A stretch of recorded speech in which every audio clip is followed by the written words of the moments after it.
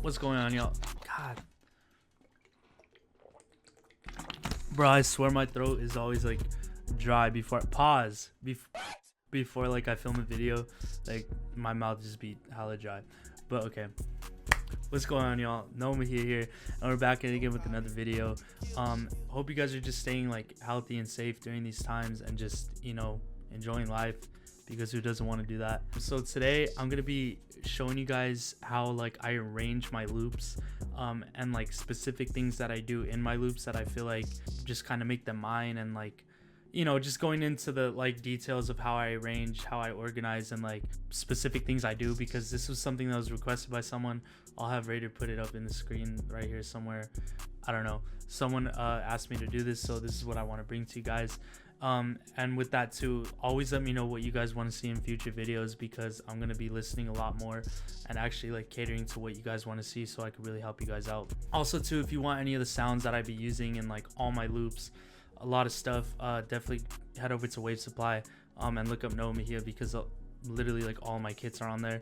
Also a kit with vegan coming real soon, a serum kit. We've literally been teasing it for the longest time, but promise you guys it is coming soon. And yeah, with that being said, let's just get into the video. So this is a loop that I made with my boy Pilgrim. He had like sent me over his starter and I like flipped it, but I want to show you guys, like break down the loop and like show you like the details of what I do with when it comes to like arranging my loops and all that. So this is what the loop sounds like.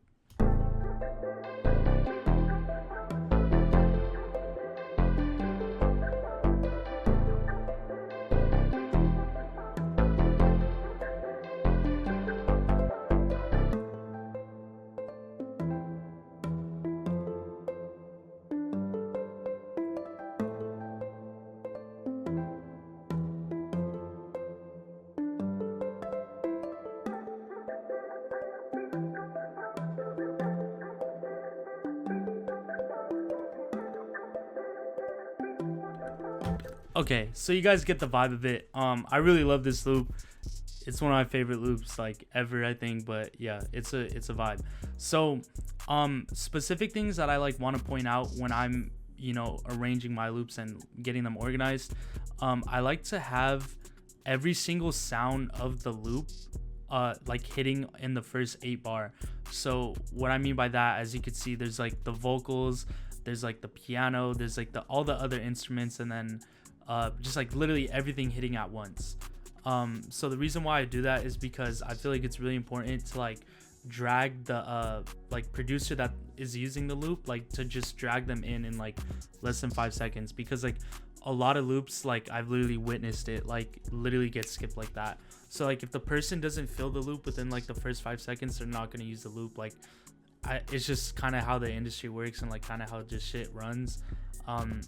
I wish it wasn't like that, but it just kind of is. So that's something that I definitely like to do, like when I'm making my loops, is just have literally all the sounds, pads, whatever, just hitting literally in the first 8 bar, just so it really grabs the other producer's attention. Another thing I want to note too when I'm making loops, like as you guys could always see, I render out the MIDI as like wave files, and the only reason why I do this is because it allows the tail to not bleed into like the other like change ups throughout the loop. So when you just have a MIDI, the sounds actually bleed into the second part of the loop, or whatever switch up it might be, and that could kind of mess things up in terms of just like the way it sounds, and like the way it like when it comes to stemming it out, because like all the sounds are just kind of like bleeding into each other, and you're gonna hear sounds in places that you don't really want to hear it. So that's another thing I always do. Another thing to really point out is always stem your loops out at the end, because it's gonna save you so much hassle in the long run, because you don't want to deal with the situation like, say you get a song with like someone huge, right, and then they're like, yo, we need stems for the loop. You don't want to have to be in a situation where you're like, damn, I have to go through the FLP and find the FLP and like honestly, some of you might have like, you know, older computers or just like older versions of FL or just whatever the case may be. Like, no disrespect to anyone, but it's like sometimes like the FLP, even for me, like won't load up properly. So that's a thing that you don't want to deal with. And like, even if you lost the FLP, it's like that's something like you literally can't go back in and get it. A lot of my beginning loops, like literally for the first like year of me making loops, like I never stemmed stuff out. So yeah, that could cause me some problems in the long run, because if it gets placed, like I'm not gonna have the stems for those older loops. So please, guys, like just save yourself some time and like literally stem out the loops. I'm pretty sure you've heard other people like say that before, but you know, it's really key. Another thing I want to know too is like in a lot of my loops I like to put bass lines. So in this one I put this bass line. This is how that sounds.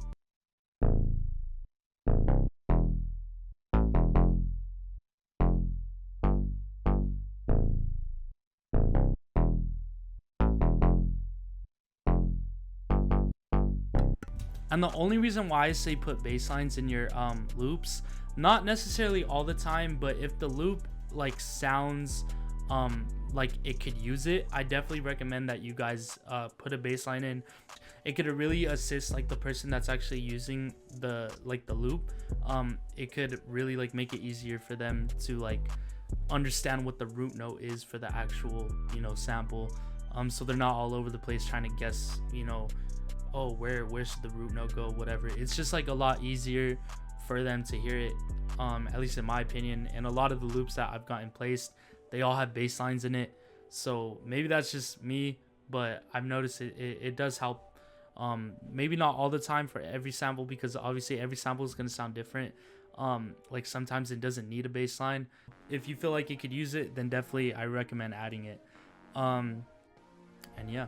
Oh shit, bro, I thought this was full of liquid, but it wasn't. Another tip, when I'm making my loops a lot, it's never good to just go over like complicated with like switch ups and loops and like different types of like loud textures and just like all kinds of crazy stuff. And the only reason why I'm saying this is because if your goal is to land placements, honestly, sound selection is literally key to loops. Like you could have like a few sounds, but all of them like play a really important role to the loop. Like that's the reason why I picked to deconstruct this loop for you guys, because as you can see, there's not too many sounds, but all of these sounds counteract like with each other, and they all flow into each other like really good. Nothing in this sample is like too overpowering. Even like with the vocals and like everything going on, they all just blend with each other really nice. So you really want to like find sounds that are really cohesive with each other in terms of making loops, just so like nothing is overpowering something, nothing is like, you know, like the frequencies aren't hitting in the same range. Like everything is just perfectly balanced between low, mids, and high end. It's not necessarily always about like, oh my god, like does it have like 20 sounds with switch ups? Oh, it's so crazy. Like a lot of the times you got to remember too, the producer actually like has to like the loop, and then the beat actually has to be simple enough for the artist to actually like hop on, you know, because the chances of someone getting on something super crazy, like it's, you know, less likely than something that, you know, is kind of simple and like more just like straight to the point. So that's really something to keep in mind too, I feel like, when you're making samples and like sending them out too. Yeah. And another thing is how I actually like arrange the loops. So I know I said to like stem them out at the end, but a lot of my loops, I like to have them have like 5 different change-ups. For me, I only like to do that because it has enough variation without the loop being like way too long, but there's enough switch-ups to where like the listener could be like, oh, okay, this part's cool, like I want to use this first, I want to use this last. So definitely make your loops like have switch-ups, but always remember too, you got to keep in mind that you don't want the like sample to be like way too long. So it's good to just have enough switch ups in the loop to like, you know, just catch the listener's ear. Don't make your like loops super long to where it's like they're like 10 switch ups and then the stems take up another like 10 spaces, because like, dude, that's gonna like, one, it's gonna take forever for the person to download the sample, because that shit is gonna be like the length of like a whole entire beat, especially if it's a wave file, like that shit's gonna take a minute. So definitely like kind of don't go too OD in terms of like the actual like loop arrangement and then stems. Like, and even if your loop, damn bro, I made the whole table shake. But even if your loop has like a ton of sounds and like you have like 20 different sounds, make the loop short then. Like make it like 2 to 3 switch ups and then the rest just stems. You know what I'm saying? Like literally like balance out the actual arrangement and the stems of the loop so it just doesn't take up like the most space, because I've definitely seen some loops like that, and trust me, that's something that like you want to keep in mind and look out for. With that being said, I know today, guys, like it wasn't a video of me like going crazy and making something from scratch. I just wanted to give you guys some pointers, and yeah, I hope this could really help you guys, especially people that are sending loops out like every week to people. You know what I'm saying? Like I hope this could really help you guys out and like bring, you know, a little bit of peace to your life. So with that being said, if you guys like the video, please leave a like, comment, and subscribe. Follow all my socials if you want any of my kits. All that stuff is literally gonna be down below, so definitely go check that out. And yeah, just let me know what you guys want to see in the next video. With that being said, you guys have a good night. I love you guys. Thank you guys for almost 3K subs. We're literally gonna go crazy this year, I promise you guys. And yeah, I'll catch you guys in the next one.